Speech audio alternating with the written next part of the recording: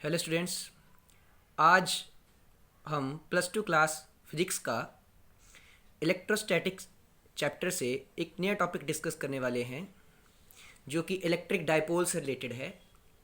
Electric dipole हम समझ चुके हैं कि इलेक्ट्रिक डाइपोल क्या होता है। ओके, जब आपके दो इक्वल एंड अपोजिट चार्जेस एक स्मॉल डिस्टेंस से सेपरेटेड होते हैं तो वो क्या कहलाता है? आपका इलेक्ट्रिक डाइपोल। देखिए यहाँ पे माइनस क्यू चार्ज है और ये क्या है? आपका प्लस क्यू चार्ज। ये एक स्मॉल डिस्टेंस से सेपरेटेड हैं। ठीक है, दोनों चार्जेस की पोलैरिटी क्या है? डिफरेंट है। एक नेगेटिव चार्ज है, एक पॉजिटिव चार्ज है और मैग्नीट्यूड सेम है। ये भी क्यू है और ये भी क्यू है। तो ये क्या बनाते हैं? एक इलेक्ट्रिक डाइपोल बनाते हैं जिसको हम पी से, ठीक है, पी से डिनोट करते हैं इलेक्ट्रिक डाइपोल को। अब हम क्या स्टडी करने वाले हैं? Torque on an electric dipole, okay, placed in an uniform electric field. Okay, electric field में हमने एक डाइपोल को रखा हुआ है तो उसके ऊपर एक टॉर्क लगेगी। टॉर्क क्या होती है? टॉर्क एक ऐसी फोर्स होती है जो कि किसी भी ऑब्जेक्ट में टर्निंग इफेक्ट प्रोड्यूस करती है। मान लीजिए ये कोई ऑब्जेक्ट है, इस ऑब्जेक्ट के ऊपर मैं फोर्स लगा रहा हूँ, ठीक है, तो फोर्स लगाने पे लीनियरली ऐसे चल सकता है, ठीक है, बट ये एक पॉइंट के अबाउट रोटेट करना स्टार्ट कर देगा। ठीक है, जैसे हमारा डोर होती है ना, तो डोर क्या होता है? एक साइड में क्या होता है? वो हिंज्ड होता है।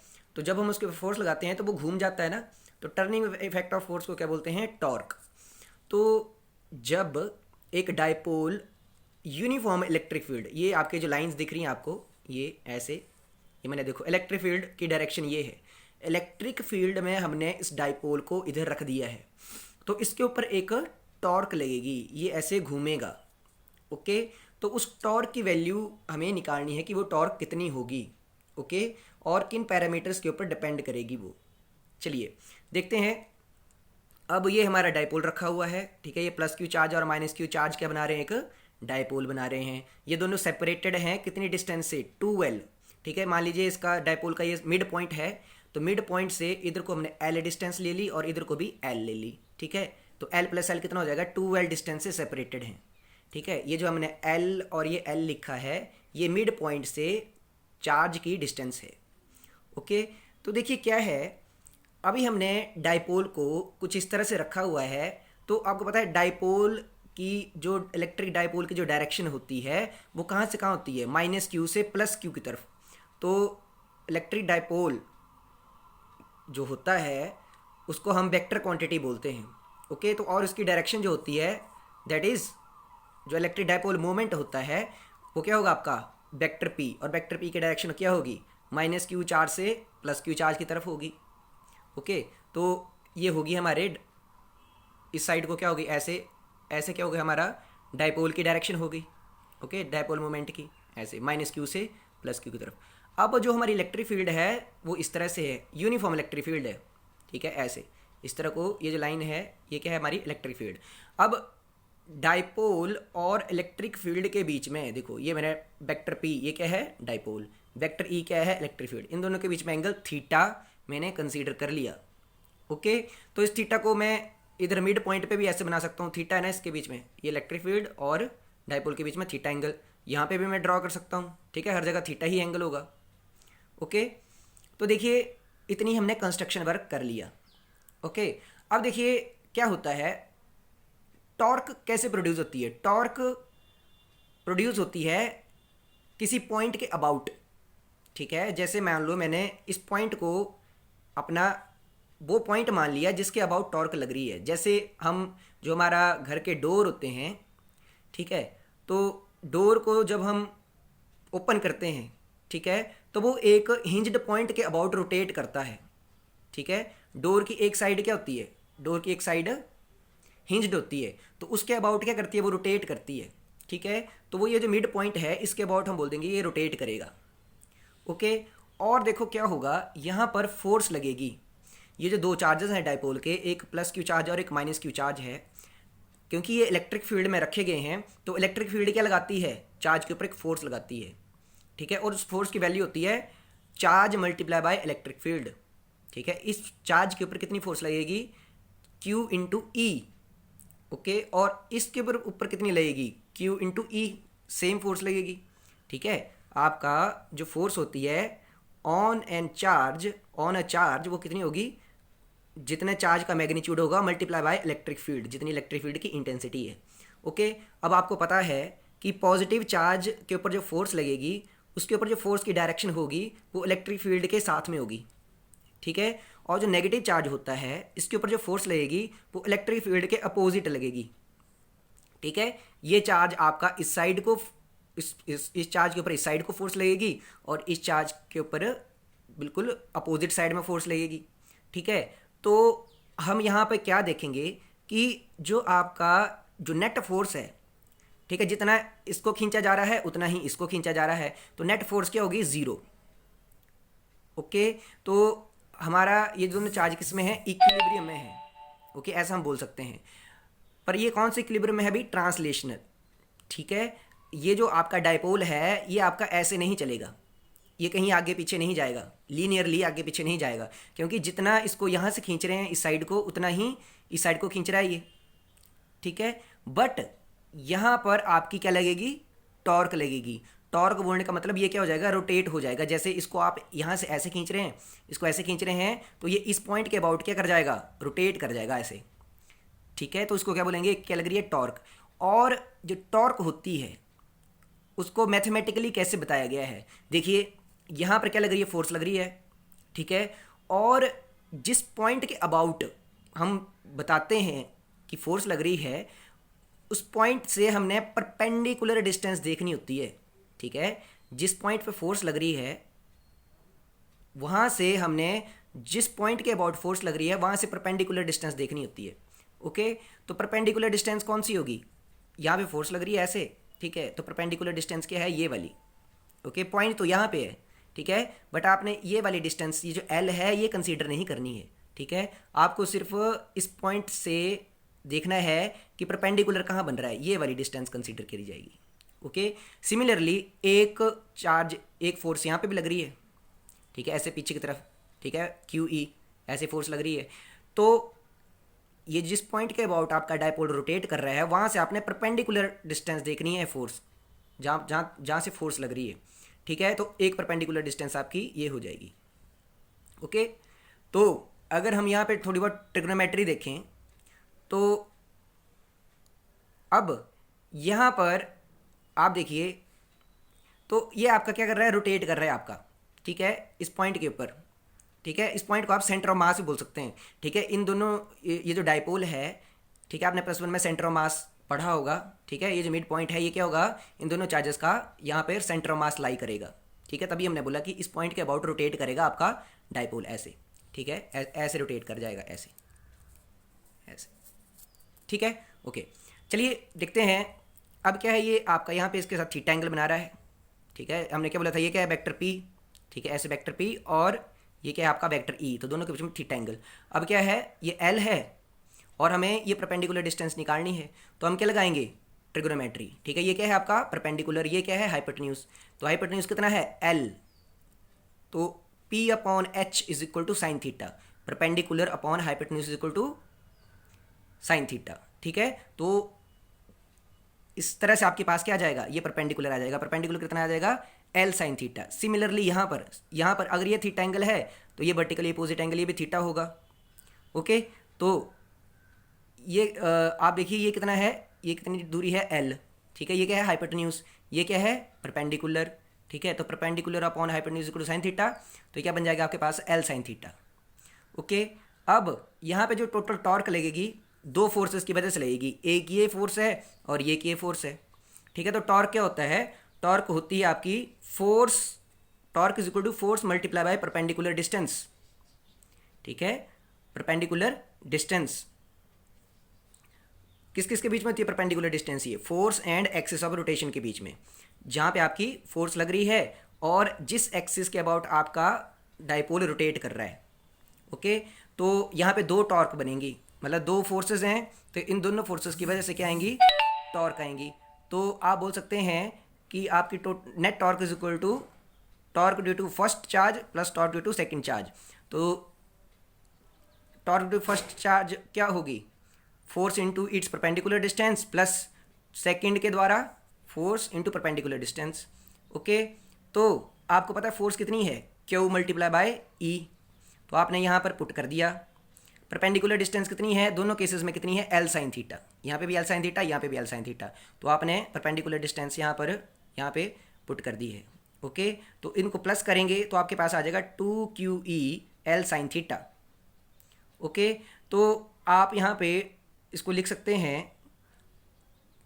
Q इंटू 2L, यहाँ पे इसको थोड़ा रीअरेंज करके Q और L के साथ 2 मल्टीप्लाई करके E यहाँ पे लिख दिया, साइन थीटा यहाँ पे लिख दिया। ओके, आपको पता है चार्ज मल्टीप्लाई बाय ये जो डायपोल के बीच में डिस्टेंस कितनी है, 2L है, L यहाँ पे और L यहाँ पे, टोटल कितनी होगी 2L, तो Q इंटू 2L किसके बराबर होता है, P के बराबर, डायपोल मोमेंट के बराबर। तो आप इसको क्या लिख सकते हैं, P लिख सकते हैं। ठीक है, तो आपके पास फाइनली क्या बन गया कि आपकी जो नेट टॉर्क होगी on an electric dipole which is placed in uniform electric field, okay, वो कितनी होगी, PE साइन थीटा। ओके, आपको पता है PE साइन थीटा को आप vector P cross vector E लिख सकते हैं। ओके, आपने वेक्टर्स पढ़े हुए हैं +1 क्लास में, तो आपका टॉर्क क्या है, torque is a vector quantity. Okay, और vector P cross vector E लिख सकते हैं आप इसको। ओके, और ये जो थीटा है this is angle between a dipole moment and electric field. Okay, तो ये आपके पास फाइनल एक्सप्रेशन बन गया, torque acting on an electric dipole which is equal to cross product of vector P and vector E। Okay, अब आप देखिए ये जो टॉर्क होगी इसकी वैल्यू मैक्सिमम कब होगी, तो मैथमेटिकली भी यहाँ पे देख सकते हैं, torque is equal to PE sine theta. ठीक है, जब थीटा साइन थीटा की वैल्यू मैक्सिमम होगी तब क्या होगा, आपकी टॉर्क की वैल्यू मैक्सिमम होगी, तो साइन थीटा मैक्सिमम कितना हो सकता है, +1 या तो -1। ठीक है, तो वो कब होता है, थीटा या तो 90 डिग्री हो या तो 270 डिग्री हो। ठीक है, तो बोलने का मतलब जब आपका वेक्टर P और वेक्टर E दोनों एक दूसरे से परपेंडिकुलर होंगे तो इस तरह से सिचुएशन बनेगी। यहाँ पे ये क्या है, आपका वेक्टर P है, ये आपका ये आपका वेक्टर E है, इस तरह को आप क्या ले रहे हो, इलेक्ट्रिक फील्ड ले रहे हो। ठीक है, और ये क्या है आपका ये -Q और +Q, ये क्या है, आपका डायपोल है। ओके, तो डायपोल मूवमेंट की डायरेक्शन क्या है, देखिए ऐसे ऊपर की तरफ है बिल्कुल 90 डिग्री पे, और वेक्टर की ये ऐसे है, तो यहाँ पे जब आपकी फोर्स लगेगी तो आपको क्या मिलेगा, मैक्सिमम टॉर्क मिलेगा। अगर एंगल आपका 270 डिग्री भी हो जाता है तब भी आपको क्या मिलेगी, मैक्सिमम टॉर्क मिलेगी। तो ये मैंने यहाँ पे ग्राफिक यहाँ पे डायग्राम से बताया हुआ, देखो ये वेक्टर E है और वेक्टर P जब नीचे की तरफ होगा, ठीक है, -Q चार्ज ऊपर होगा और +Q नीचे होगा, तो आपका वेक्टर P की डायरेक्शन -Q से +Q नीचे की तरफ बनेगी। ठीक है, तो यहाँ पर जो एंगल बनेगा आपका कितना बनेगा, 270 डिग्री। ठीक है, तो ये केस है जब आपकी टॉर्क मैक्सिमम होगी। अब टॉर्क मिनिमम कब होगी, टॉर्क मिनिमम जब तब होगी जब आपका साइन थीटा 0 हो जाएगा, तो टॉर्क भी 0 हो जाएगी। ठीक है, तो साइन थीटा 0 कब होता है, या तो थीटा आपका 0 डिग्री हो या तो 180 डिग्री हो। ओके, तो आपकी टॉर्क कितनी हो जाएगी, 0 हो जाएगी। अब आप देखिए जो हमारा इलेक्ट्रिक डायपोल होता है उसकी 2 इक्विलिब्रियम कंडीशंस होती हैं। ओके, एक तो होता है आपका कि इलेक्ट्रिक डायपोल आपका स्टेबल इक्विलिब्रियम में चला जाए, या दूसरा होता है कि अनस्टेबल इक्विलिब्रियम में चला जाए। अब देखिए इक्विलिब्रियम का मीनिंग क्या होता है, इक्विलिब्रियम का मीनिंग ये होता है जब आपकी नेट फोर्स या तो नेट टॉर्क आपके सिस्टम के ऊपर कितनी लग रही है, 0। ठीक है, आपके सिस्टम के ऊपर जैसे आपका ये इलेक्ट्रिक डायपोल है तो उसके ऊपर नेट फोर्स कितनी होनी चाहिए, 0, नेट टॉर्क भी कितनी होनी चाहिए, 0। तो वो कब हो सकता है ऐसा, ठीक है, कब पॉसिबल है कि आपके इलेक्ट्रिक डायपोल के ऊपर 0 फोर्स लगे और 0 ही टॉर्क लगे। ओके, नेट फोर्स की बात कर रहा हूँ मैं।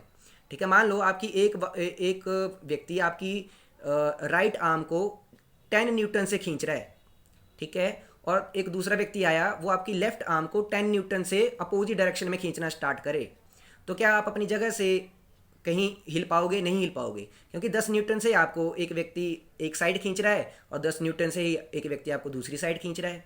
ठीक है, आपके ऊपर फोर्स तो लग रही है बट नेट फोर्स कितनी है, 0। तो यही मतलब है यहाँ पे। और टॉर्क भी, अगर आपको कोई व्यक्ति टर्न करने की कोशिश कर रहा है, ठीक है, तो टर्न भी आपका अपोजिट में कितना हो जाएगा, 0 हो जाएगा। ठीक है, जितना आपको एक साइड से टर्न किया जाएगा उतना ही दूसरी साइड से किया जा रहा है। अपोजिट डायरेक्शन में, तो भी आप एक ही जगह पे रहेंगे। तो डायपोल के साथ भी कुछ ऐसा ही होता है। तो देखिए क्या होता है, ये कब पॉसिबल है, स्टेबल इक्विलिब्रियम कब होगा। देखो क्या होगा, देखिए माइनस क्यू चार्ज है, ये प्लस क्यू चार्ज है, ठीक है। तो डायपोल की डायरेक्शन क्या है, ऐसे, ठीक है। ये है हमारा इलेक्ट्रिक डायपोल, ठीक है, पी ये लिखा हुआ मैंने पी। अब देखिए इलेक्ट्रिक फील्ड में रखा हुआ है हमने इलेक्ट्रिक डायपोल को, तो इलेक्ट्रिक फील्ड की डायरेक्शन क्या है, देखो ये इलेक्ट्रिक फील्ड लाइन्स है। तो यहाँ पे आप देखिए वेक्टर पी और वेक्टर ई के बीच में एंगल कितना है, 0 डिग्री, ठीक है। तो स्टेबल इक्विलिब्रियम कब होता है, स्टेबल इक्विलिब्रियम तब होता है जब आपका वेक्टर पी और वेक्टर ई आपका क्या करें, कोइंसाइड करें सेम डायरेक्शन में, ठीक है। बीच में एंगल कितना होना चाहिए इनके, 0 डिग्री, ओवरलैप कर रहे हैं ना। देखो ये वेक्टर पी है और वेक्टर ई भी आपका इसी तरह से है इसके ऊपर, ठीक है। अब देखिए क्या होगा, मान लीजिए ये हमारा क्या था, अब मैंने ये जो वेक्टर पी है, ये जो हमारा इलेक्ट्रिक डायपोल है, अगर मैं इसको थोड़ा सा ऐसे डिस्टर्ब करता हूँ, ठीक है, ऐसे मैंने थोड़ा कर दिया इसको, देखो यहाँ ऐसे इस स्थिति पे पहुंचा दिया मैंने इसको, थीटा एंगल डिस्प्लेस कर दिया मैंने ऊपर की तरफ, ऐसे था ना ये वेक्टर ई की डायरेक्शन में था पहले, अब मैंने इसको थोड़ा सा ऐसे कर दिया, ठीक है, थीटा एंगल पे क्या कर दिया इसको, एंगुलर डिस्प्लेसमेंट दे दी मैंने इसको, ठीक है। तो अब क्या होगा, अब ये जो आपका प्लस क्यू चार्ज है इसके ऊपर फोर्स लगेगी ऐसे in the direction of electric field, ठीक है, और माइनस क्यू चार्ज के ऊपर ऐसे पीछे की तरफ फोर्स लगेगी, ठीक है। तो क्या करेगा ये, दोबारा इसके ऊपर क्या लगेगी, अब टॉर्क लगेगी, ठीक है, और ये दोबारा से ये वाली फोर्स इसको ऐसे खींचेगी और ये ऐसे खींच रही है, तो ये दोबारा से एकदम से क्या करेगा, अपनी पिछली वाली पोजीशन पे आ जाएगा, बैक टू इक्विलिब्रियम पोजीशन पे आ जाएगा, ठीक है। अब क्योंकि अब यहाँ पे क्या है, इसके ऊपर टॉर्क लग रही है, ठीक है, टॉर्क कैसे लगेगी, ऐसे, ठीक है। ये दोबारा अपने आप को स्टेबल कर लेगा, ठीक है, जो आपने डिस्टर्ब किया था इसको ऐसे आपने ऐसे ऐसे डिस्टर्ब किया था, ये दोबारा से इसके ऊपर फोर्स लगेगी और ये दोबारा ऐसे आ जाएगा, ठीक है। तो इसको बोलते हैं आप स्टेबल इक्विलिब्रियम, दोबारा से अपनी स्टेबल पोजीशन में आ गया, ठीक है। नेट फोर्स और नेट टॉर्क कितना हो गया, 0 हो गया, ओके। अब आता है आपका अनस्टेबल इक्विलिब्रियम। अनस्टेबल इक्विलिब्रियम कब होता है, जब आपका थीटा 180 डिग्री होगा, ठीक है। अब देखो वेक्टर ई की डायरेक्शन तो ऐसे ही है, ठीक है, इलेक्ट्रिक फील्ड आपकी ऐसे ही, आपकी यहाँ पे यूनिफॉर्म इलेक्ट्रिक फील्ड हमने दी है, बट जो आपका डायपोल मोमेंट है उसकी डायरेक्शन अब बिल्कुल अपोजिट डायरेक्शन में है, आपका वेक्टर पी इस तरफ जा रहा है, ठीक है, क्योंकि आपने माइनस क्यू चार्ज इस साइड रखा हुआ है, प्लस क्यू चार्ज इस साइड रखा हुआ है, तो डायपोल मोमेंट की डायरेक्शन कहाँ होगी, नेगेटिव से पॉजिटिव की तरफ। तो देखो ये क्या है, आपका पी के लिए एरो बना हुआ है, ओके। तो देखिए क्या होगा, ये आपका ये सिचुएशन आपकी इक्विलिब्रियम में तो है, देखिए कैसे इक्विलिब्रियम में है। अब क्या है कि ये जो आपका प्लस क्यू चार्ज है इसके ऊपर फोर्स लग रही होगी ऐसे, ये इसको इलेक्ट्रिक फील्ड इसको अपनी तरफ, इलेक्ट्रिक फील्ड की डायरेक्शन इस साइड को है ना, तो प्लस क्यू चार्ज को ये अपनी तरफ को ऐसे दबा रही होगी ऐसे, ठीक है, ऐसे फोर्स कर रही है, प्लस क्यू चार्ज के ऊपर क्यू ई फोर्स लग रही है, और ये माइनस क्यू चार्ज जो है इसके ऊपर ये अपने अपोजिट डायरेक्शन में फोर्स लगा रही है, ठीक है। आपको पता है नेगेटिव चार्ज के ऊपर क्या लगती है, अपोजिट डायरेक्शन में फोर्स लग रही है, ठीक है। तो ये इसको ऐसे कंप्रेस कर रहा है, इलेक्ट्रिक फील्ड इसको ऐसे कंप्रेस कर रही है और इसको ये ऐसे कंप्रेस कर रही है, ठीक है, इक्वल फोर्स से। तो यहाँ पर नेट फोर्स कितनी है, अगेन 0 ही है, और नेट टॉर्क भी अभी 0 है, ठीक है। बट इसको अनस्टेबल इक्विलिब्रियम क्यों कहा गया, क्योंकि क्या होगा, मान लो मैंने ये आपका वेक्टर पी ऐसे है, ठीक है, वेक्टर पी को मैं ऐसे थोड़ा सा अगर एंगुलर डिस्प्लेसमेंट ऐसे डिस्प्लेस करता हूँ, ठीक है, मैंने इसको यहाँ से ऐसे ऊपर की तरफ थोड़ा सा डिस्प्लेस कर दिया, एंगुलर डिस्प्लेसमेंट दे दी ऐसे, ठीक है। तो आपका ये कुछ इस तरह से हो जाएगा ऐसे, ये जो मैंने डॉटेड लाइन बनाई है।